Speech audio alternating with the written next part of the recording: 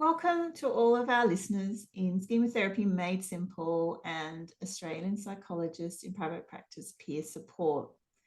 I'm here today with Belle Selkirk, a Noongar woman and clinical psychologist, and we're going to be talking about Indigenous knowledges, cultural safety and therapy.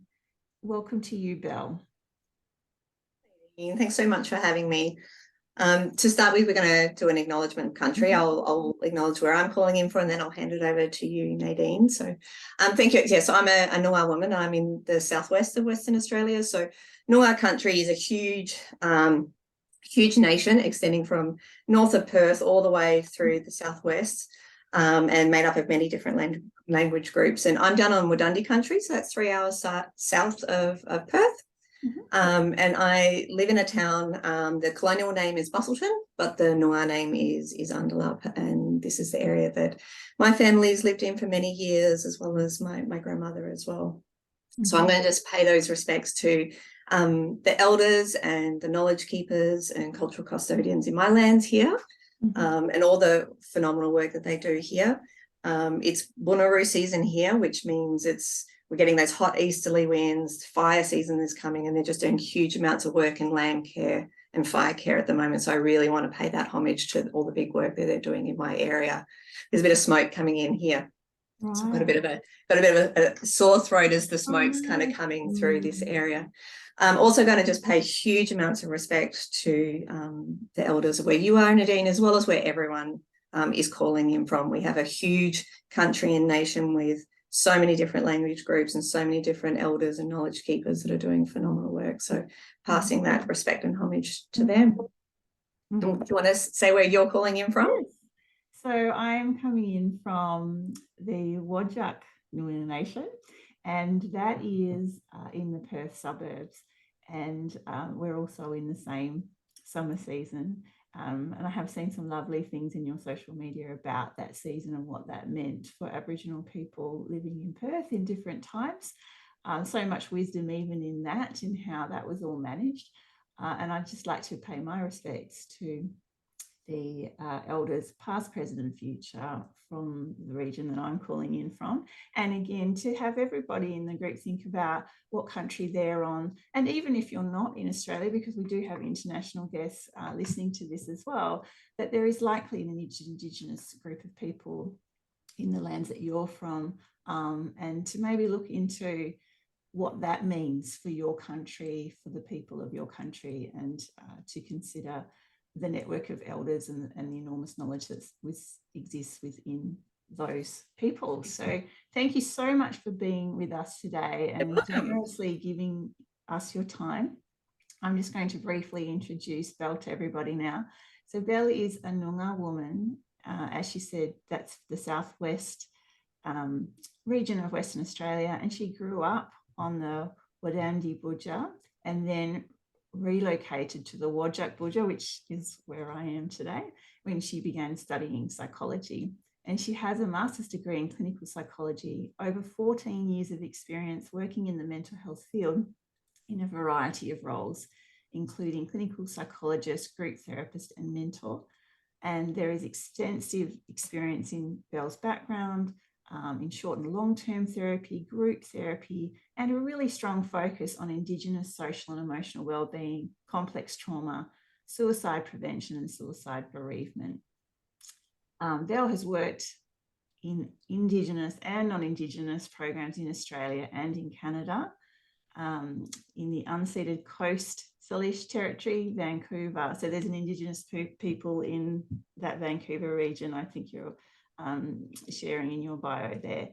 And in addition to private practice that she's currently in, Belle is a research fellow with the Transforming Indigenous Mental Health and Wellbeing Project. And I'll provide a link for that in the notes, both in the groups and in YouTube. And also Belle will be sharing this interview within her networks as well. So just to begin, Belle, after that really amazing biography, can you tell us a little bit about yourself, where your work, your connection to schema therapy and any other therapies that you're using currently? Yeah, thank you. Thank you for that really generous introduction. That's really lovely. So I guess I often, when I'm meeting people, introducing my people, they kind of ask me about my background as a psychologist, clinical psychologist. Lately, I can't help but sharing that where I'm at in terms of both that professional and personal journey. And I just think that's really, really important for me to share. But also it really speaks to what we'll talk about later in terms of cultural safety and cultural humility and things like that. Mm. So when I think about kind of the journey that I guess I've been on for the last decade and a half, growing up as a young woman, my father's Aboriginal, my mother's non-Aboriginal. I grew up with my mother, and I grew up with a sense of knowing I was Aboriginal, knowing we had Aboriginal family, but there was a disconnect within that, and maybe not some of the opportunities to connect with mob in the way that I have later in life. Mm-hmm. And so I had this kind of, I guess, a sense of identity that was kind of, there within me, but didn't have a lot of love being put there. Mm-hmm. And interestingly, as I came into adolescence, that started growing more and more for me in different ways. And then when I moved to Perth to study psychology, that's when I really started connecting in with my family. I was spending a lot of time with my grandmother, who's Noongar, and so it was really in my later adolescence, early adulthood, that I really started connecting in with my culture and my family, and really understanding what does that mean to be Noongar, or who are the Hume family, which is my grandmother's a Hume. And looking back, what's interesting about that is that I think my journey in terms of understanding who I was as an Aboriginal woman was also happening in parallel with studying psychology. Mm-hmm. And I do that, and I do this action with my hand a lot, because it really does. This is what it feels like to me, and all the schema therapists and EMDR and parts, yes, where people will be like, yes, we know that. So I had these kind of parts of me that were kind of growing and developing, and different parts of me that, I enjoyed and relished and was so formative. And, as the years, went on, and I had my, went through undergraduate at University of Western Australia, I did my postgraduate at Curtin Universities. These two parts still stayed very much over here. So by that, what I mean is my education in terms of psychology was very much from that Western standpoint, as majority of us who have been working in the field for a number of years, I would say by and large, our trainings was very much from that Western standpoint, and that phenomena of psychology being universal. That there is one psychology, doesn't matter what your culture is, right? And I think as a young woman, and, if we think about going into university, you accept that, you hear that, you're like, okay, this is how it is. And I think for the longest time that was just kind of part of this part over here. And so I think as the years went on, and working in different spaces, predominantly, Western colonial spaces, realizing that these parts weren't connecting, because the places I was working, the education systems weren't providing a space where they can kind of come together. And I think a lot of us have had that experience. Maybe it's in our education or PD or workspaces where, we have our business as usual kind of practice. And every now and again, someone will, might say, well, make sure you consider their culture as well, as if it's an afterthought. Mm-hmm. Right? So those kind of messages in our healthcare systems, our education systems, our legal systems, our child protection systems, really perpetuate keeping these pieces apart. Well, they kept them apart from me. And so going along in my career, that became a real dissonance for me, because I wasn't working in spaces that was helping me bring them together. And I didn't have enough Aboriginal psychologists around me or Aboriginal workers around me to help bring these together. Sometimes I worked in really deadly workplaces where that did come closer together, but I would say by and large, there was this kind of dissonance between these two very important parts of me.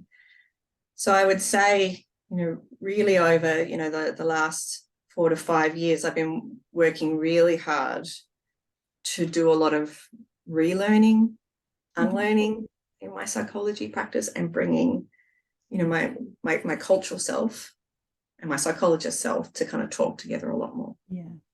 And be more integrated in a way that, gets me excited and fills your heart, and right. Wonderful. It's really wonderful. Yeah. And I think, I just want to point out to everybody who's listening, and particularly our international guests, there are not very many Indigenous psychologists. And so I can imagine that it's quite hard to find a network of people. It is an extreme minority group, I guess, if you want to call it that. And it is really wonderful that we are attracting more Indigenous psychologists, but there wouldn't be enough of you to go around to kind of serve the population. And even, for me to find someone like you to bring this message in the way that we're talking about today, I was really excited about it, and that's why I reached out to you in the first place. So yeah, I can 100% understand how that happened, just because I've been through the same training that you've experienced at a different university. But I would say, to meet the health regulation standards, it's kind of the same training. And I can really, to pass your course, you have to take on the colonial knowledge. Like, that's how it works.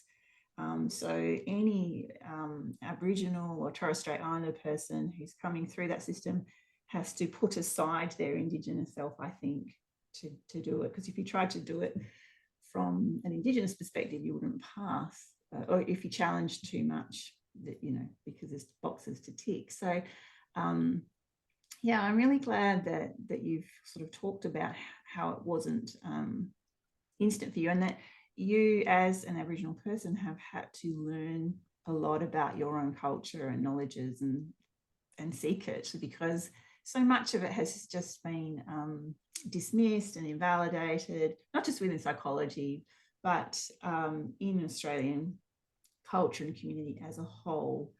And there's lots of excuses made for that, it wasn't written down, all sorts of things, but ultimately there's many things that occurred in history to really eradicate Aboriginal knowledge, and we know, anyone who has studied how you oppress a people, that's what you do. You remove their access to their culture, their language, and you denigrate anything that is precious and wonderful about it.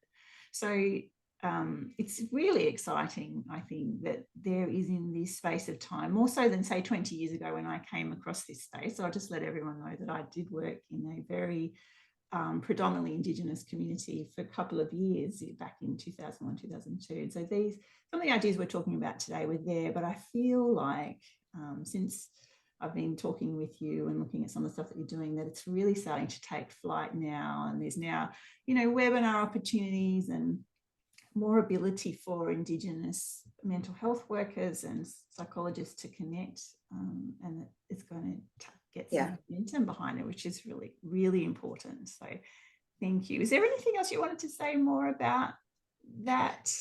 Yeah, I'm going to add to what you said, because that's very true, in that we are in I don't know what words to say, we are in a paradigm shift. Yes. At the moment. Mm-hmm. The discipline of psychology in Australia and globally, we are in a paradigm shift where the recognition of a Western standpoint in how we're teaching and thinking, in psychology is shifting. Mm-hmm. And if we think about, we have in Australia, and I know we've got people who are tuning in internationally, we have the Australian Psychological Society's apology. We have the Australian Accreditation Council that accredits all psychology courses throughout universities, their commitment. We have APRA's commitment to cultural safety, and we have movements happening in CyBA. So we have these huge system-wide changes that have been happening over the last decade and more, because of all these system changes have been happening for many decades, but we've finally got some of our peak bodies really coming on board and shifting from, yes, it's nice to incorporate culture into your thinking, to we must do this as an essential core business. So I say this so that everyone is aware that this is going to be the new state of play in our practice, right? We are needing to be thinking about Indigenous psychology as a discipline and Aboriginal and Torres Strait Islander culture as front and centre, not as discrete over here, but this is actually really, really important for our practices. Yeah. And I think the thinking is really shifting away from, I tick a culturally competence box. You know, I'm a board approved supervisor, and one of the competencies is multiculturalism and something like that, I can't remember exactly. And I think there are training courses that you can go on, and certainly I went on some of them, and I did a cross-cultural unit in third year of psychology, and you know, and you may feel like, oh, I get culture, like, because I've done these two things, and that's also a very Western way of thinking. I tick boxes, it's on my resume now. I have these, I put it on my website, would be what we do today, I guess. And really what the APS and the councils that you've mentioned are working towards, like, that is not really working. Like, really, we need to be embedding these ideas into our practice and really understanding where psychology comes from. You know, like, not just accept, well, this is the truth for all people. And certainly, you know, I just had a memory as we were talking of being up in the Kimberley region, which I apologise, I do not know the land name for that area. There's always time to look these things up. Okay, right? I'll do that later. And being asked to deliver the resourceful adolescent program, and I had just done some social emotional wellbeing based training, and thinking, does CBT even work on Indigenous people? Like, can we actually challenge these thoughts, which just, you know, a lot of the thought restructuring techniques that we educate people on, they're very Western. You know, what is a right thought and a wrong thought? And it was quite unraveling, I have to say. But really, I think, you know, even for me to invite you to come and talk to the Schema Therapy Made Simple group, there's probably a similar problem there, you know, that schema therapy comes from New York. It's based on Western psychology models that have been integrated together. And it's an amazing and beautiful model that I think, you know, we can all learn from. But just to sort of think that we could transplant that onto Aboriginal people or Indigenous people anywhere else in the world is really problematic. And even though we come from you know, big hearts, we don't realize that is an oppressive stance by doing that. So when we make these assumptions that a Western derived therapy modality can be universally applied with a couple of minor tweaks is an oppressive stance. And for depending who we're working with, you know, we might still be able to get good traction and alignment. For other people, whether it's at a conscious level or not, that is going to feed into these experiences of my belief system, my ontologies, my ancient knowledge systems don't matter here, right? And that always feels really sad when I say that. Even when I just said that, it doesn't matter. You know, that kind of gets that little sensation in the throat for me, because unfortunately that happens every day for Aboriginal people in various spaces, whether it's the servo, the chemists, the grocery store, the bakery, you know, different spaces. There's this feeling there that my ontology doesn't matter here, right? And I say that with a lot of heart, because we might, as individuals, might have phenomenal social emotional well-being and have, you know, top shelf resilient factors going on. But if I'm walking through a world where that's the feeling that my nervous system and my brain and my body and my spirit is receiving, just have a think about what schemas come from that, or what dissociative parts come from that. Absolutely.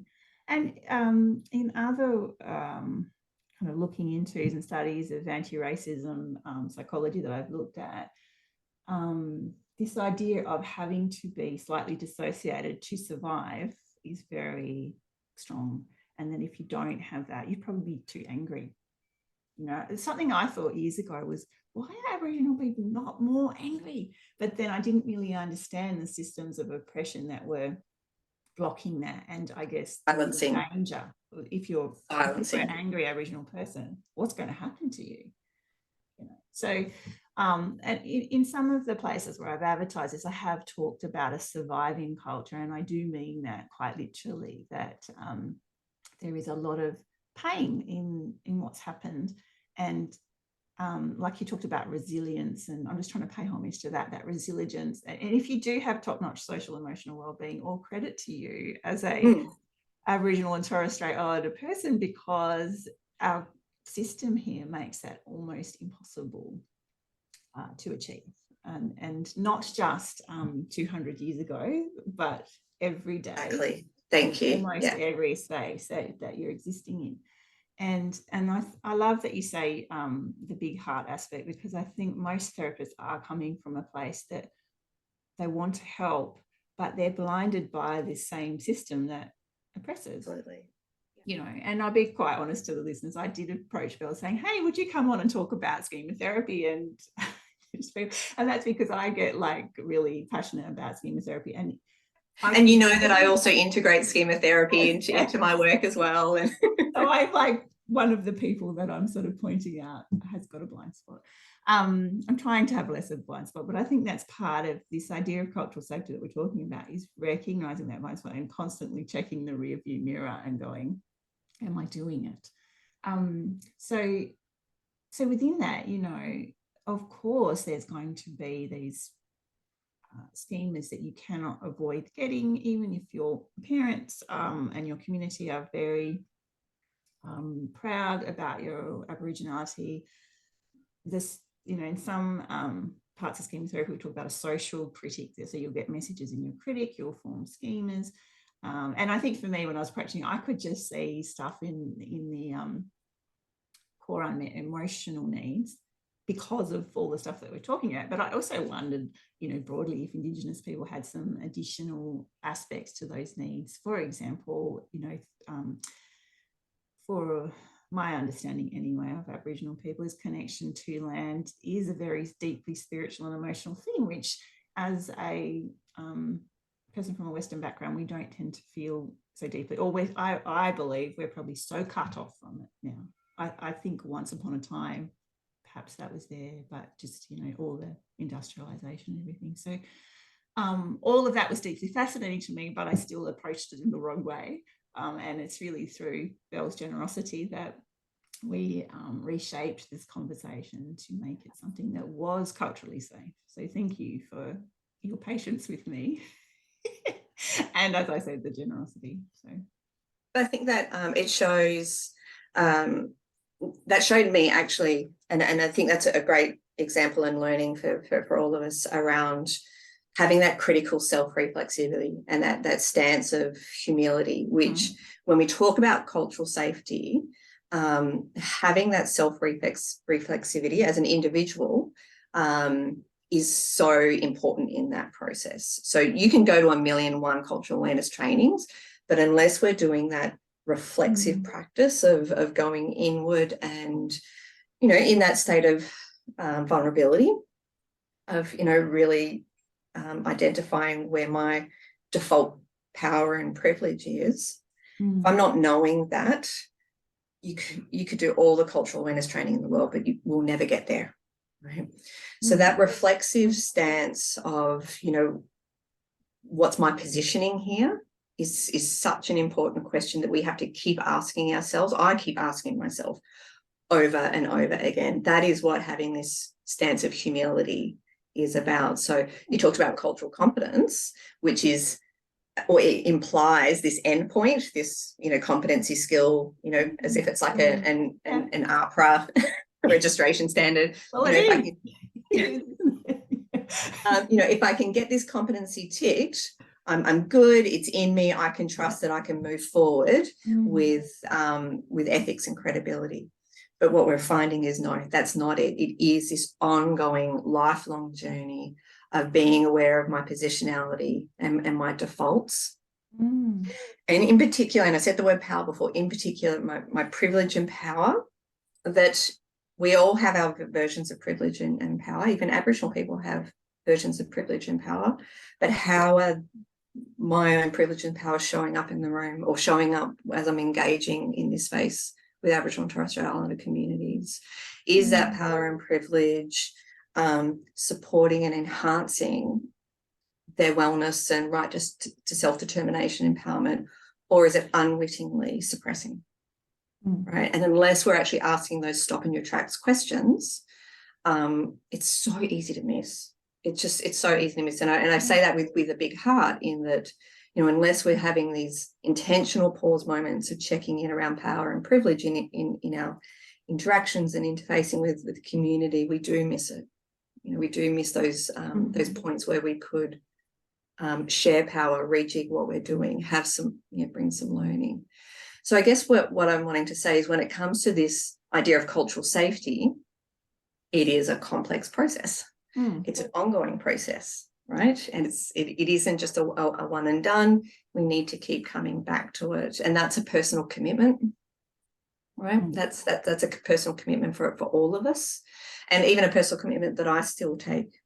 Right, I still have to have these poor moments of checking in with myself of, hey, that email that I flicked off to that person, you know, what mode was I in, or what positioning was I in, what standpoint did I come from that? You know, did I unwittingly, you know, come across in a way that disempowered, you know, where they're at? And sometimes community or a person might growl at me and slap me back into line and kind of say, you know, you need to remember these things. You know, all of us need to have these kind of moments of that checking in, and that's what cultural humility is about, as that lifelong process, right? Sure. Yeah. And I just want to, at this point, just acknowledge that we did get some beautiful questions from psychologists in Australia about how to do this better and how to make their spaces more welcoming and things like that. Is there anything in terms of, I know a lot of it is self-reflection, but in the room, are there ways in which we can share this power better? It's a bit of a clumsy way of saying it, but, you know, so that the client can automatically know that that is your intention. I want to kind of give the iceberg analogy to kind of set the frame. Yeah. For this. So we all know that kind of iceberg of, you know, what's above the surface and then what's below, right? And it's all the iceberg, right? All of it is part of that whole. Some stuff we're going to be able to identify, the stuff above the surface, we're going to be able to identify more readily and maybe even make changes more readily. Other stuff, that below the surface stuff, takes time. Right, or it takes a lot more nuanced, and it is a lot more complex. And that's why, you know, we talked about humility and self-reflexivity. That's a really important part of that going below the surface, right? So if we think about above the surface kind of things that we can do, there's things that all of us can do today in this personal learning journey. And what I would start with is, all of us, whether we have Aboriginal clients or not, Aboriginal and Torres Strait Islander clients or not, all of us can start to learn about social and emotional well-being and Indigenous psychology as a discipline. So all of us can get on Google and start looking at these knowledges that are very much published and available and being taught all across Australia, right? In particular, we learn about the determinants of health. And that goes back to what we were saying before around that ecological context that Aboriginal and Torres Strait Islander people live in. Now, the reason why that's important is because I often say we hear this Aboriginal ways of knowing, being and doing. And what I'm finding in general, and I've been taking on some new supervisees, and psychology as a profession, we want to be in the doing part. We want to kind of cut to the chase of the doing. We want the tell me now what the protocol or best practice is. And yes, like if we have best practice documents, of course, we're going to go to those for our learning. But if we are jumping to the doing before the knowing and being, we might still be defaulting to a colonial mindset. We might still be defaulting to a Western standpoint. Okay. So knowing and being is a really learning those determinants of health as part of the social and emotional well-being paradigm is actually a really important part of the knowing and being. Okay, so learning about our historical determinants of health, so where our nation has been in terms of colonialism, but also locally where we are, So, when you talked about Whadjuk country, I talked about Wadandi country, right? Knowing our local histories, right, of where we're working in other communities. Our political determinants of health. So that's what's happening right now. And remember, our political determinants of health now become our historical determinants of health, right? So, issues of sovereignty, of governance, racism, right? So, our rights, our education systems, our child protection systems, they are our political determinants of health, right? And then our social determinants of health. So what are the things that the World Health Organization says is conducive for wellness? Do we have equitable access there? Right. And these things are actually really important for psychologists to understand, because these things are actually implicit as people are looking at your website, filling out your intake form, considering whether you're going to be a service that's going to be able to hold space for them. Right. So knowing those realms are really, really important. We also have cultural determinants of health, and that's that cultural revitalization and flourishing of culture in the community, not just in a person's life, but broadly in the community, right?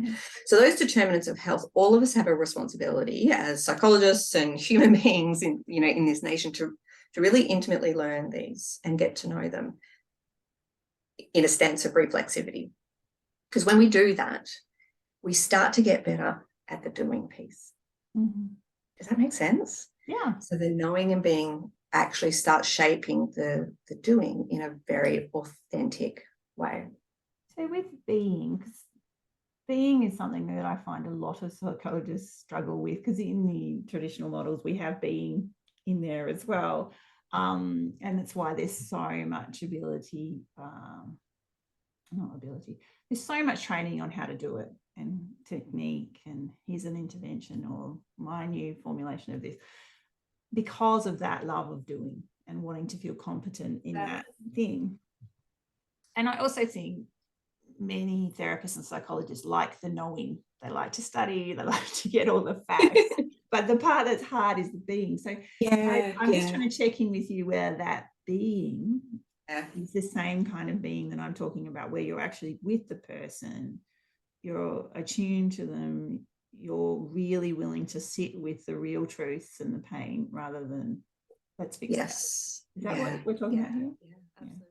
And look, there's different teachings around knowing and being and doing, but for me, me personally, being feels like spirit to me. So how am I being a human here in the room? How do I know myself?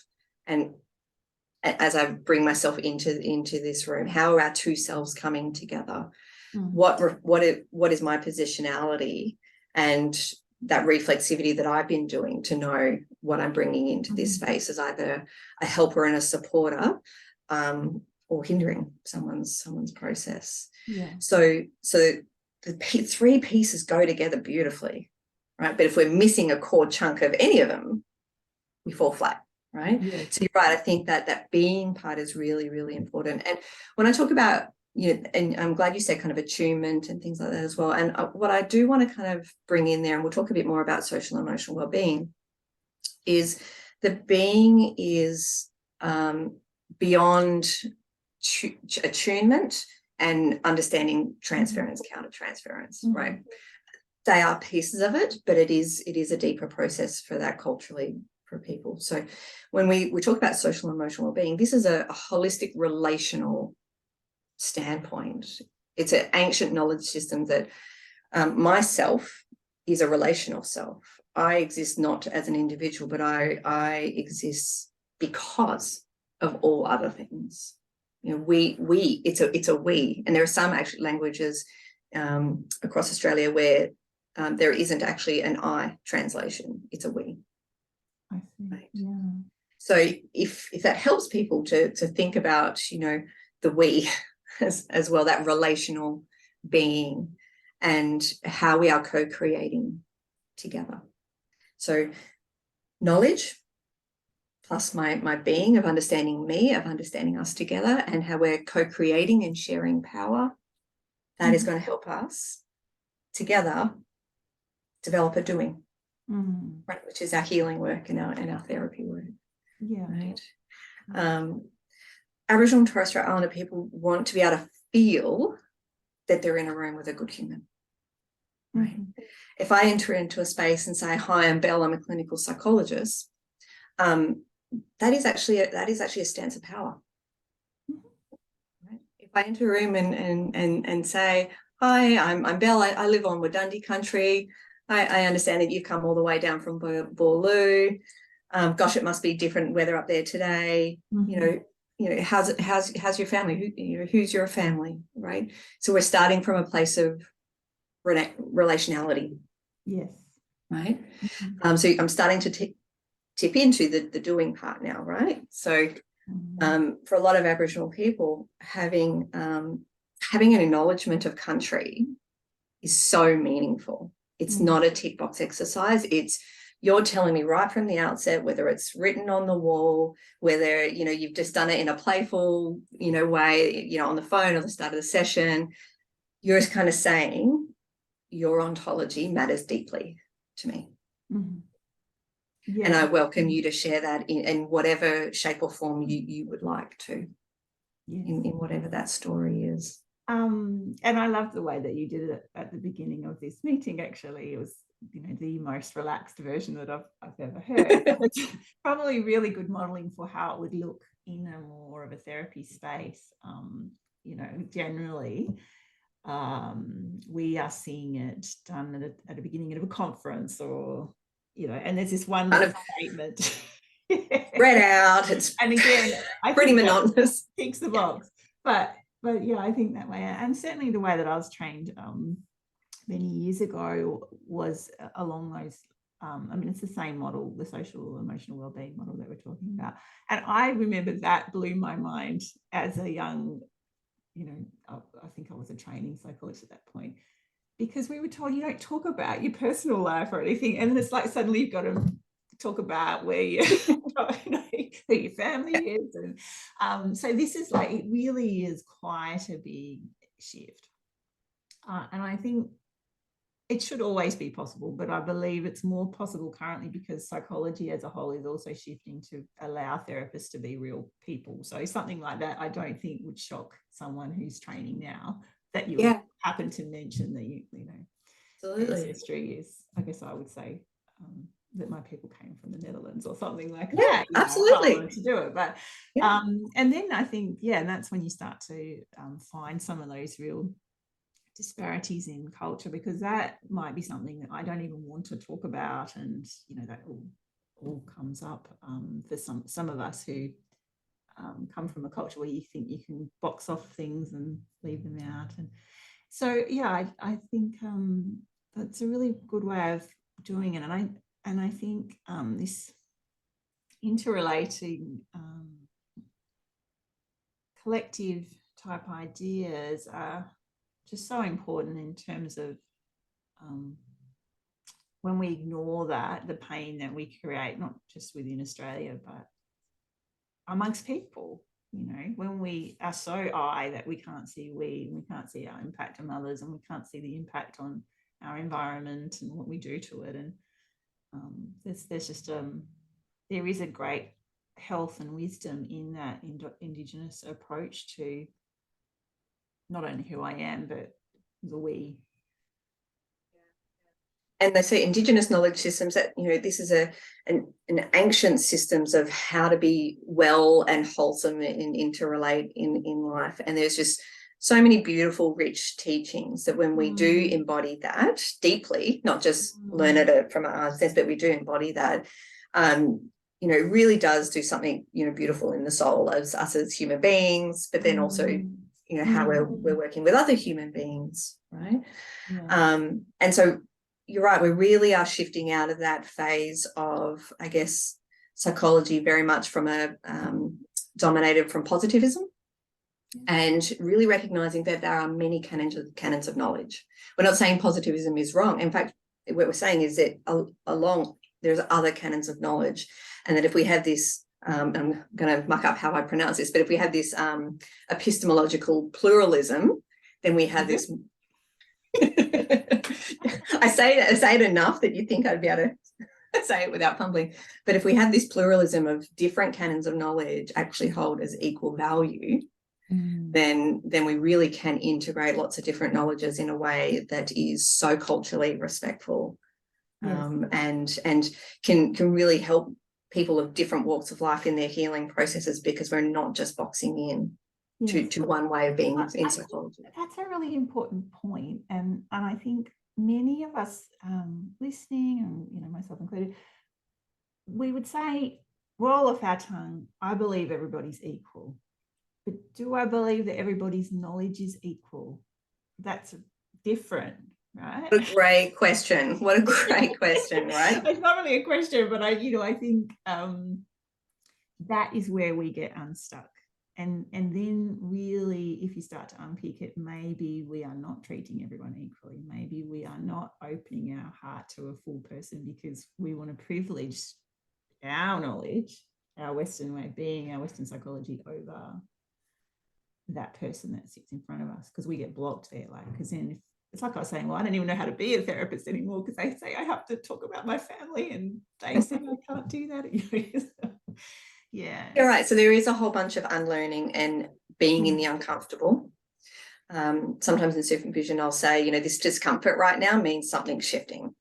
Right, you're not just noticing friction, but you're grappling and you're reshaping something, and you will land in an authentic space, right? So, you know, let's say, you know, you don't actually want to be able to disclose too much about my family history, but you know that actually saying, you know, where I come from or my cultural background is actually really valuable. You're going to be able to wordsmith a way that actually lands well within you and demonstrates that important messaging that your cultural standpoint is so important to me, and your cultural standpoint. So, you know, the under the surface iceberg, we can privilege that here in our space, and that can be our theoretical underpinnings of the work we do together. Yeah, for sure. You know, when we met, Belle and I have had a yarn before this, and we talked about the impact of this othering that goes on in our society on Indigenous people and children in particular. And what you said to me just really hit home. And I think, you know, it's really important for people to hear that, because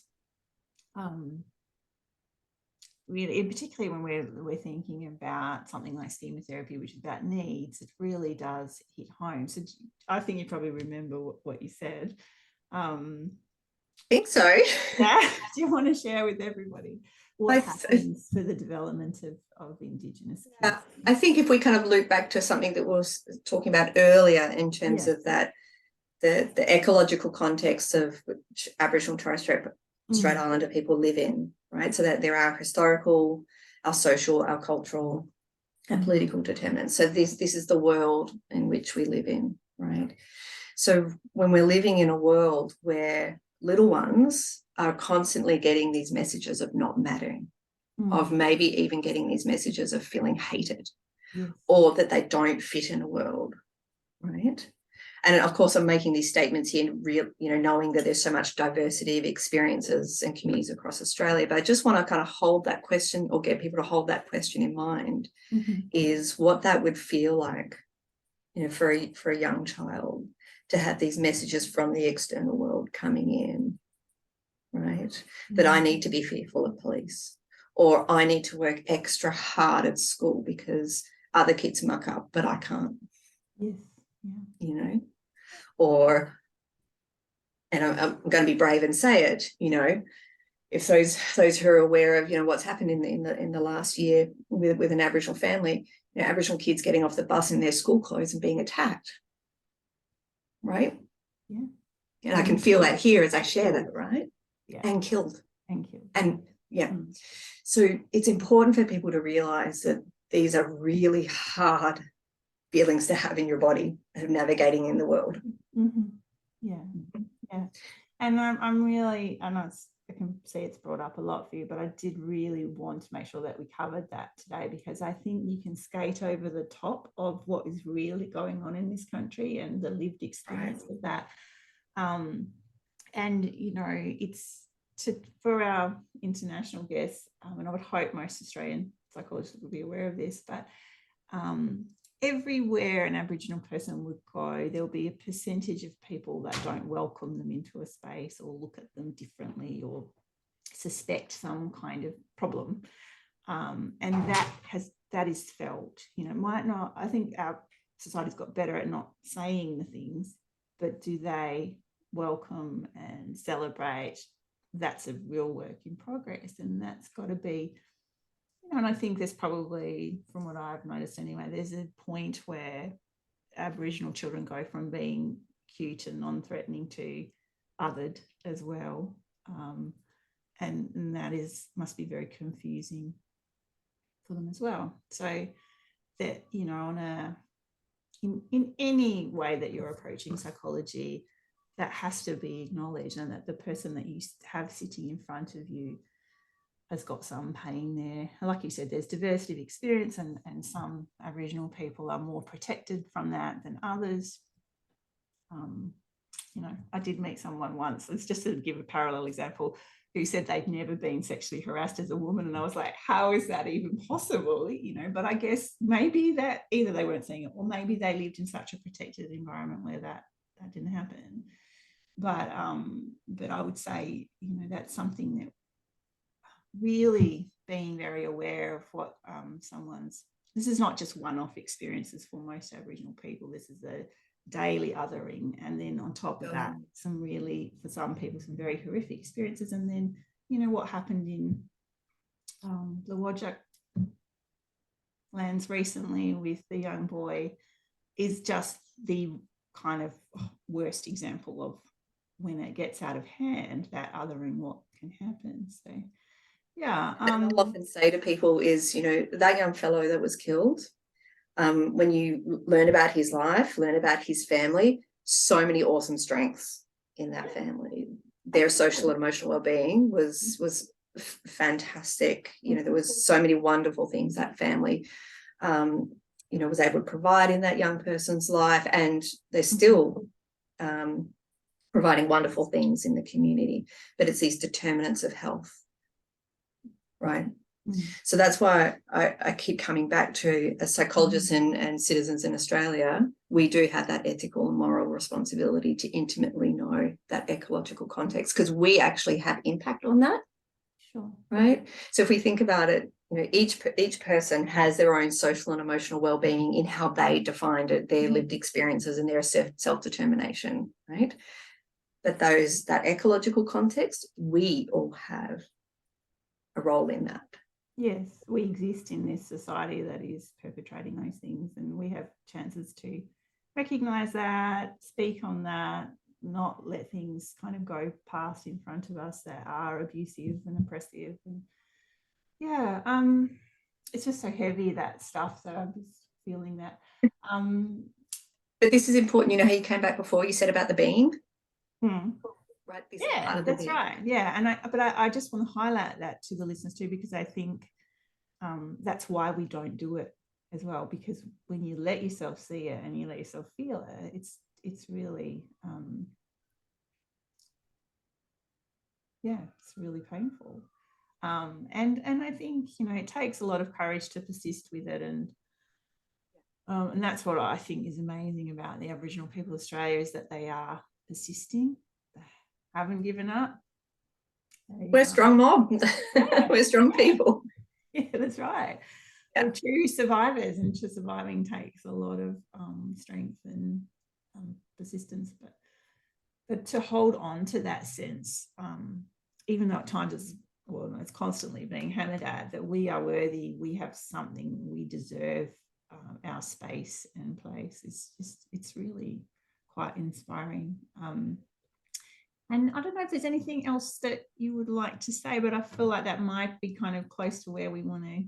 Yeah, look, I'm sure there's, we could probably yarn for another 2 hours. To really reflect on the strengths of Indigenous peoples in Australia and where they have brought themselves to today. Yeah. And sure, there's been allies and things like that, but without, because sometimes I think, how do you not give up hope? But really, that is something about the spirit that is there. So I just really wanted to acknowledge that. But yeah, is there anything else you want to add, or? Not sure, probably. Well, you can always come back again. We can always have a part two. Yeah, I feel like we've talked for close to an hour, and that's a kind of a thanks so much. Chunk. Thanks for holding space for me, and I guess some of the things that I've been learning and moving through within myself as both an Aboriginal woman and psychologist. And I think that's part of my journey at the moment is kind of very honestly and openly sharing what my process is, knowing that I don't have all the answers or all the expertise, but I'm on this relearning and decolonizing my practice and really getting integrated within me. And I'm keen to kind of just share those experiences in hope that people can join me and do that walking alongside stuff. Yes. And so that's really honest, and I think it is actually what you've modeled is the Indigenous knowledge system, isn't it? To not claim expert, to be humble within that journey of learning. I was going to say, so there'll be some links that we place, and I just want to also mention that Belle does run some yarning sessions, which are supervision in on cultural safety. Really, I don't know, how would you? Yeah, I call them, I guess, cultural responsiveness in psychological practice. Bit of a mouthful, but that's the best I could come up right now. And really, these virtual yarning circles is really focusing on that knowing and being, so that we can shape our doing, right? And it is really to encourage that reflexivity, and in my yarning circles, it's to kind of show the beauty of Aboriginal knowledge systems in that yarning circle space, as opposed to a didactic space where you have someone who's positioning themselves as expert. And I definitely don't position myself as expert, but I position myself as someone who has lived experiences. You have lived experiences, and we can co-create and learn together. Wow. Right. And I think that's what we're doing right now. We both have lived experiences and knowledges, and we both come from a heartfelt space. And through this experiential, we all know that experientials really help learning. Through experiential, that then shapes what we're doing in the world. Absolutely. So I encourage people to look out for those, and I'll also be placing the links for those as well. And I think I'll run it past Belle, but I've found a lovely social and emotional wellbeing kind of graphic that absolutely. Or she may have one that she prefers, and we'll be placing that in there so that everybody can start to really begin their journey, if they haven't already, into social and emotional well-being. And I really think that there's so much about it for all of us. It is about Indigenous people, of course, and it's designed for them, but I think we can all benefit from that knowledge, even thinking about what we may have lost in our cultures over time, and going back to that real what matters stuff. Thank you so much for having me. I do want to do a final acknowledgement that I actually wish I did it at the start, but I really want to just acknowledge the foundational and innovative work of Professor Pat Dudgeon, who's recently was just awarded an Order of Australia. Her work in Indigenous psychology and advocacy across this Australia. She's one of these phenomenal women that has been working to advocate for social justice in psychology for decades now. And I really want to pay homage to her mentoring and acknowledges. And she's like, when we talk about the persistence, she's a model, perfect. So I would be remiss if I didn't acknowledge and I wish I did that at the start. I will put that in the spiel just to make sure it's really clear. But a lot of the resources we share come from her phenomenal work. So great. Okay, well, I'm going to pause the recording now and let's have a quick chat with you. So bye for now, everybody. Thank you so much for being with us, and a very big thank you again to Belle Selkirk for being with us today and sharing about Indigenous knowledge and cultural safety. Thank you.